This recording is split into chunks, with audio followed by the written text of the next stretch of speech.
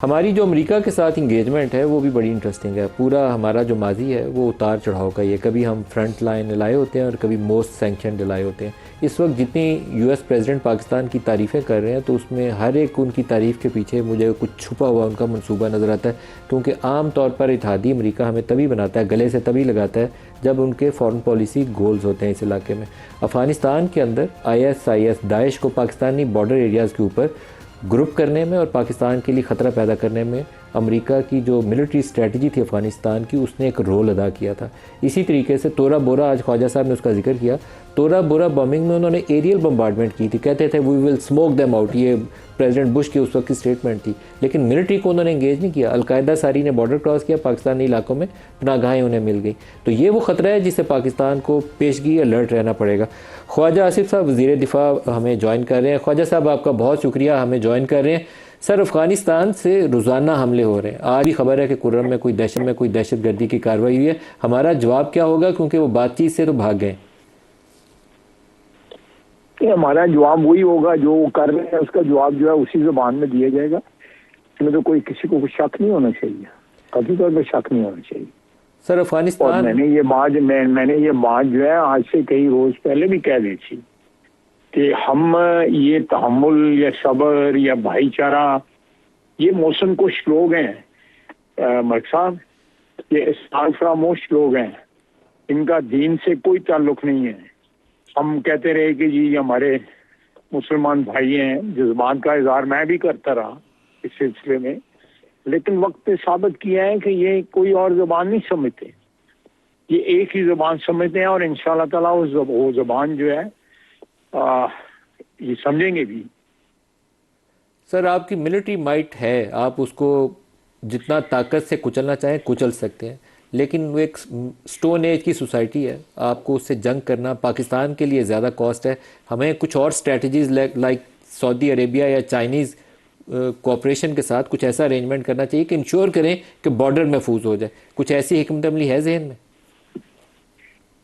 देखिए ये तो अब दो ब्रादर मुल्कों ने जिनका उन पर इन्फ्लुएंस भी था, उन्होंने पूरी कोशिश की है। There is no doubt about it. हम उनके बड़े ममनून हैं, लेकिन ये लोग नहीं माने, बल्कि मानते थे, एग्री करते थे, ज़बानी कलामी कहते थे कैसे हम हमसे लिख के ना लो। तो ये लोग जो है जो रिफ्यूज करते हैं कि लिखने से या लिखत पढ़त में या किसी मुआहदे पर दस्तखत करने से, तो ज़बानी तो इनको कोई, ज़बानी भी तो इनके अपने लोग नहीं इन पर एतवार करेंगे जिनकी आप बात कर रहे हैं या मैं बात कर रहा हूँ। ये वक्त बताता है कि ये टोटली अनरिलायबल लोग हैं। इस तरह मैंने कहा है कि मौसम कुछ लोग हैं, हमारे घर में हमने इनको बसाया, अपने घर में बसाया। 10 लाख, 20 लाख, 30 लाख, 40 लाख, 60 लाख तक ये लोग यहाँ पे रहे हैं। और हमारे तनूरों से लेके ट्रांसपोर्ट बिजनेस, तनूर तो स्टार्ट तनूर से हुए, ट्रांसपोर्ट बिजनेस इनके पास है, कंस्ट्रक्शन का बिलियंस का बिजनेस है इनके पास है, पासपोर्ट हमारे ले लिए हुए हैं। हम भी तो ऐसे लोग हैं ना कि ऐसे लोगों को पासपोर्ट दिए जिन लोगों का पाकिस्तान के साथ, मट्टी के साथ ताल्लुक ही कोई नहीं था।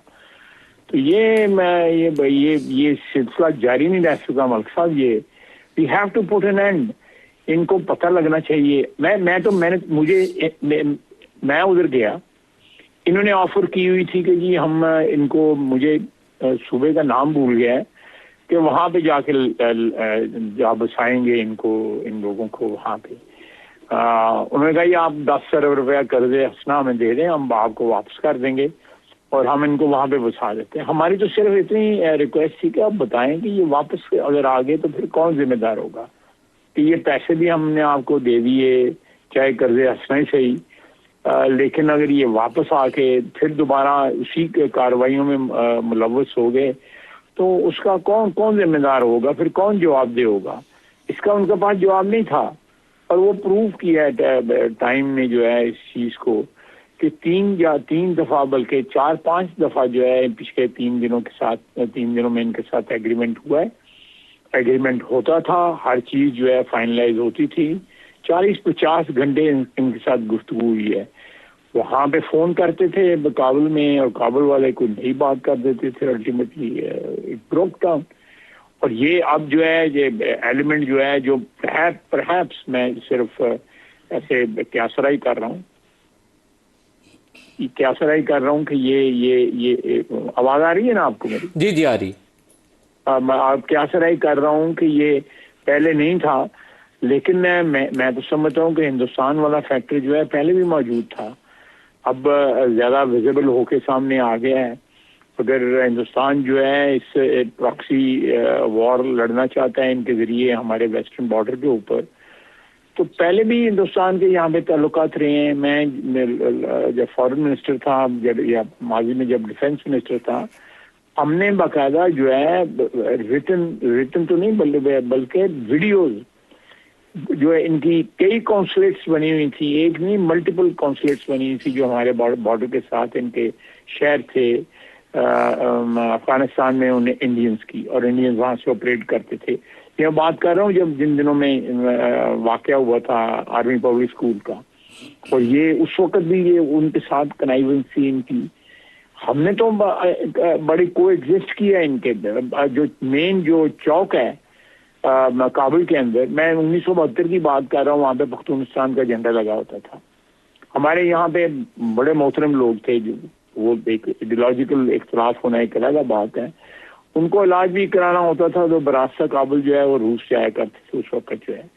मैं उन लोगों को बड़ा एहतराम करता हूँ, वो नॉन वायलेंट लोग थे, उन्होंने कोई इस किस्म की बात नहीं की, और अल्टीमेटली पाकिस्तान की सियासत भी उन्होंने बड़ी इज्जत और तौकीर के साथ की। लेकिन ये लोग काबिल एतबार नहीं है। आप बताएं हमारे पास क्या ऑप्शन है? ये हम आज भी अभी आप कह रहे कुरम में आज ही हमला हुआ है, और सारी की सारी इस वक्त जो तश्कीलें यहाँ पे पहुंची हुई है ना ओवर लास्ट 1 ईयर, उनकी तादाद 3000 है, और 3000 बंदे जो है आते जाते रहते हैं। तो ये बॉर्डर जो है बिल्कुल उसी तरह मैन होना चाहिए जिस तरह हिंदुस्तान के साथ हमारा बॉर्डर जो है वो बना हुआ है। ख्वाजा साहब, लेकिन इंडिया वाला खतरा भी आपके सर पे ऊपर मंडला रहा है। वहाँ त्रिशूल के नाम से उन्होंने एक्सरसाइज शुरू किया और बिहार के इलेक्शन के साथ उन्होंने उसको जोड़ा हुआ है, तो वो बॉर्डर, ईस्टर्न बॉर्डर भी आपका किसी वक्त भी दोबारा गर्म हो सकता है। देखें, हम अपनी इज्जत आबरू के लिए, अपनी तौकीर के लिए जो है ना मुल्कों को रिस्क लेने पड़ते हैं। अल्लाह ताला करम और फजल करे, उसने हमारी इज्जत आबरू अल्लाह ताला ने हमारी रखी। ये जो बनियान मरसूस में इंशाल्लाह ताला अगर कोई एडवेंचर जो है हिंदुस्तान ने किया या बरास्ता अफगानिस्तान किया, तो हमें अल्लाह ताला ने ये सलाहियत बख्शी है, उसकी मेहरबानी होनी चाहिए।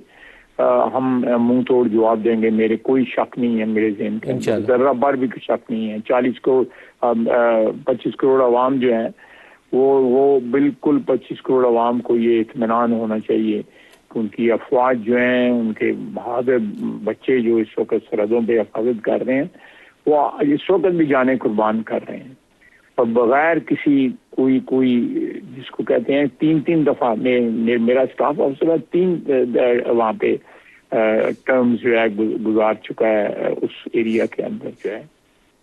मैं वो एक और टॉपिक मेरे ज़हन में आ रहा था, मैं किसी और वक्त तो उठा छोड़ूंगा, कि ये लोग जो हैं सरबकफ हमारे सफाई इस तरह वो कुर्बानियां दे रहे हैं, तारीख में उसकी मिसाल भी मिलती है। दुरुस्त है। और इंशाअल्लाह ताला हमें कोई ख्वाजा साहब, गजा वाली सूरत हाल भी हमारे सामने है, और गजा के ऊपर भी फौज भेजने का तस्करा हो रहा है, और मुख्तलिफ हुकूमती वज़रा ने कहा कि हमें भेजना चाहिए। गजा में पाकिस्तान, इंडोनेशिया और आज़रबाईजान का नाम आ रहा है। पाकिस्तान को फौज भेजनी चाहिए गजा में? देखिए, मैं मुझे नहीं पता इसके स्ट्रेटेजिक फैसला क्या होगा, लेकिन मैं जज्बाती उस जो एक लगाव जो है इस इशू के साथ जो है, उसमें मैं समझूंगा कि अगर हम भेज सकते हैं फौज वहाँ पे, तो हम पाकिस्तान जो है, मलिक साहब सबसे बड़ा कंट्रीब्यूटर है अमन अफवाज का दुनिया के अंदर जो है स्पीकिंग। मैं पर्सनल नॉलेज है मुझे, बसीयत माजी के अंदर भी डिफेंस मिनिस्टर की हैसियत से, फॉरेन मिनिस्टर की हैसियत से हमने ईस्ट तैमूर में, अफ्रीका में बहुत बेशुमार जगह जो है और इंटरनेशनली रिकग्नाइज्ड है। हमारी जो अफवाज जो हैं, हम मुख्तलिफ जो मिशन हैं या मुख्तलिफ इस वक्त भी जो अक़वाम मुत्तहिदा के जो नेवी की 151, 150 और 151 जो एंटी पायरेसी जो है वो पाकिस्तान लीड करता है उसको। सऊदी अरेबिया या यमन के साहिल से लेके इथियोपिया और कीनिया तक जो है वो एक, तो पाकिस्तान के पास ये बड़ी एक्सपर्टीज है। अगर वही एक्सपर्टीज जो है हमें इस्तेमाल करनी हो या उसको डेमोन्स्ट्रेट करना हो गज़ा में, तो हमारे लिए सादत होगी।